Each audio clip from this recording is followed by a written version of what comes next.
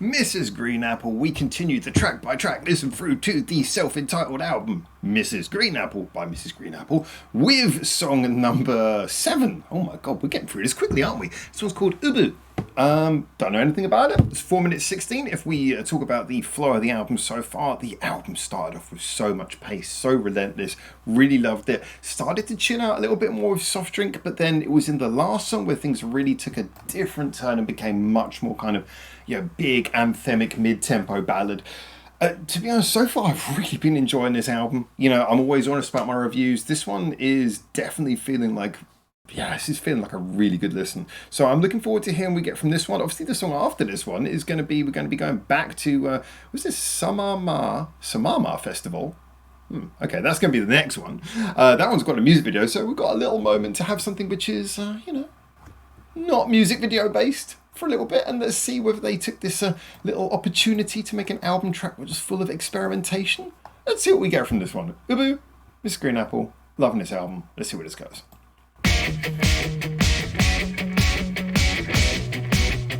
Very punk.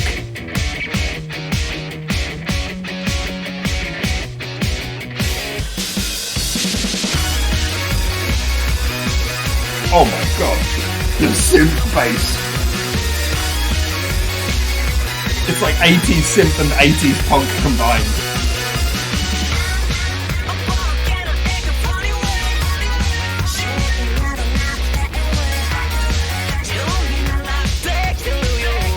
Oh, I'm loving this kind of weird old school electro feel.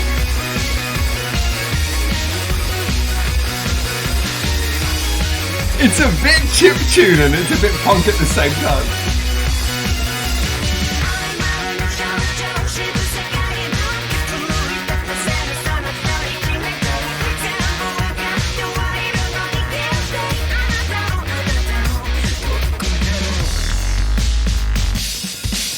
Oh.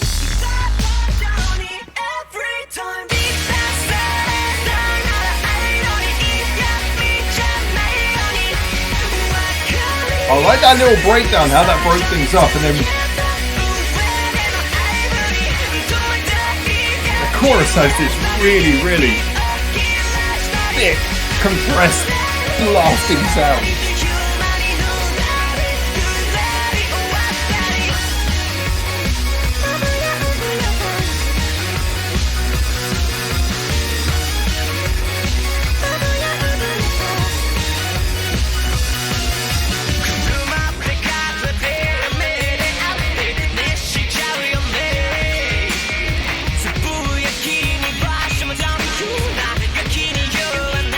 He's having a lot of fun with his half-time breakdowns.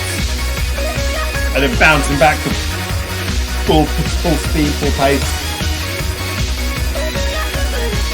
It's very addictive.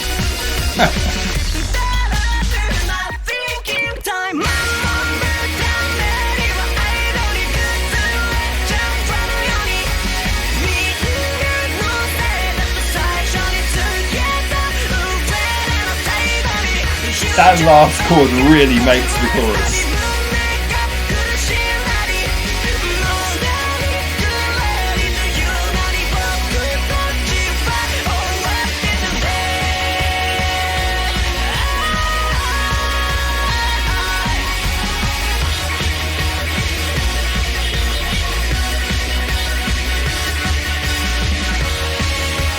Again, just kind of going for a simple instrumental break for the bridge, a lot like the last song, as different as the two songs might be.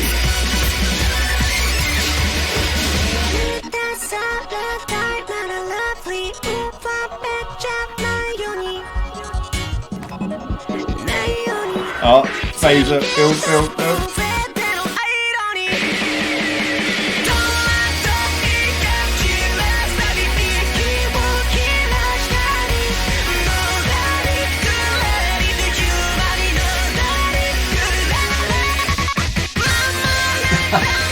Tune change, okay.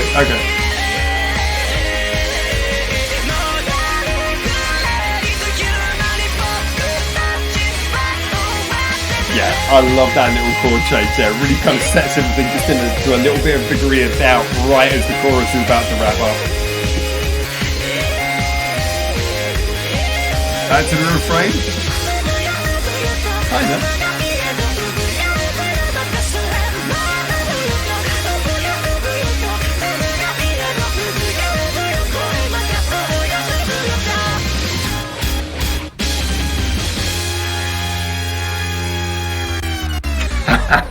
Nice. Playing with all the digital effects right till the very end. I gotta be honest, I really like this song, but when I say that, I have to qualify that with the fact that this is one of the reasons why album Listen Throughs are so good. Because how I feel about this song as an album track compared to how I might feel about it in isolation, probably massively different. See, I really like how this first of all sits on the album. You know, kind of like takes you from a song that was essentially a sort of a glorious, very pure sounding, everything feels very alive, almost orchestral kind of ballad that just blasts you back with like a chiptune infused, let's use all of the electronic effects slightly heavy-handedly, and I'll get onto that because I think that was deliberate. That kind of song, just bringing you back into that, and it's also high-paced and kind of punky. I love that kind of thing. There's two ways an album can progress. You know, most songs you want to follow on naturally from each other, but you can also sometimes have an album that suddenly just switches. You know, either it goes from like a very rock song to suddenly a ballad, which makes the ballad feel even more kind of like, oof, okay, everything's spaced out, kind of gives you a weird, interesting feeling. Or you can go the other way and take us from something beautiful and glorious and then just launch us into something sort of electronic and fast and a little bit dirty and compressed sounding. And equally, that kind of, you've got to be more cautious about how you do that on an album than if you're having the songs naturally flow in a very similar way from one to the next, or at least carry over certain qualities. If you're going to go for a song that's immediately jarringly different, you have to think about where you're going to place it on the album and make it at a right point and make it just, make the right surprise effect at the right time. But I think this is great. You know, the album was just starting to take on a little bit more of a more thoughtful, gentle feeling. Or at least an intricate feeling, and then this song's like, yeah, okay, straight back, full chiptune electro punk, let's go. So I really enjoyed that as a factor. But the other thing as well is I got to be honest, whenever you're if you're working on producing an album, and obviously I've done a few indie albums, not anything super major. When you're working on writing and producing an album, you always kind of want to put in at least one song where you do things that are maybe heavy-handed. You do a song where the production kind of would, if someone was just listening to that song on its own, people would go, ooh, that's a bit much. Okay. But then suddenly you put it into an album and it feels quirky because it's around songs that are maybe not the same. I mean, obviously I don't know what follows this, but I'm going to assume that the next song is not.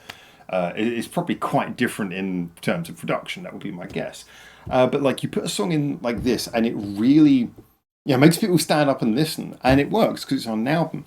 So it becomes almost more important that you go a bit over the top, that you make it a little bit excessively produced in a bizarre way. Because if you don't do that, people will be like, oh, that was a bit of a half-assed experimentation. It's like, oh, that song had a little bit of electronic stuff in it, but it just didn't seem like they knew what they were doing with it. Whereas you put in a song like this, and it's a very clear statement. It's like, this one, we're going a little bit crazy. Would you like to come with us for a couple of minutes? 4 minutes, I should say. And the answer is yes, I really would. I like that because it's a bit of a refreshing kick in, a shot in the arm for the album, or a kick in the leg, or I've got a kick in the shins.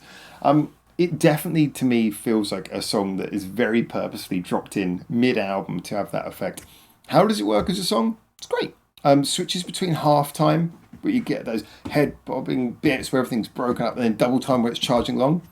The vocals are obviously produced to an absolutely insane degree where they do sound kind of computery and a bit weird and a bit grating, but that feels perfect in the setting of this song, which clearly, again, it's made it clear that's what it's doing. It's a bit like when you see like an action movie, and the action movie is really stupid and everything that's happening in the action movie makes no sense and defies all the laws of physics.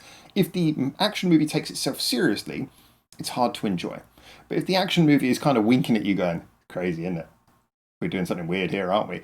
Then you can have fun because you're like, yeah, we're all enjoying this together. And that's kind of what I mean. It's like you listen to the vocals in this and you're like, that is really over the top. But then you listen to the rest of the song, it's like, yeah, we know. Again, it's that feeling that it's very deliberate that makes it so enjoyable. So yeah, the song has a sound that is, again, in keeping with that, is extremely compressed. I've probably been over this subject a few times, but just in case you haven't heard me talk about this before, when I say compressed, I'm really talking about a sound where all of the peaks, all of the little jumping bits in the sound are sort of flattened down and everything is just constantly pressed up against maximum volume. There's many degrees. People like to make compression sound like a simple issue of all compression is bad, lack of compression is good, but it's a very nuanced topic depending on the style of music, a lot of creative choices, how you're supposed to listen to it, how it's mixed and EQ'd. There's so many factors in compression. It's not just a case of no compression is better all the time. This song obviously is going for like very heavy compression, which causes everything to just sound like it's flatlining against the top of your headphones just all the time.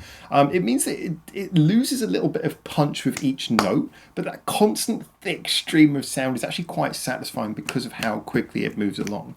It managed, and again, it feels in keeping with the more digital-esque sound that the song's going for. I personally have to say, yeah, I think it all came together great.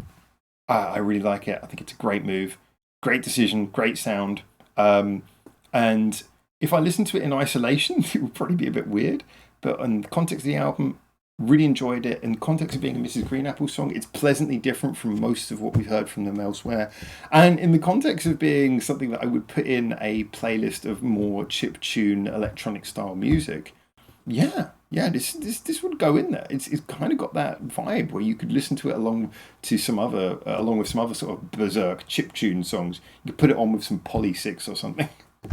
Poly 6 Mrs. Green Apple. That's not a playlist I was expecting, but you could put it on with something like that and it would flow really well. So personally, I got a good kick out of this. Fun song. Would I listen to it in isolation? Maybe on a more digital chiptune style playlist. Would I listen to it on the album? 100%. Yeah. And that to me is good enough. All right, so on to the next song. The next song is called Samama Festival.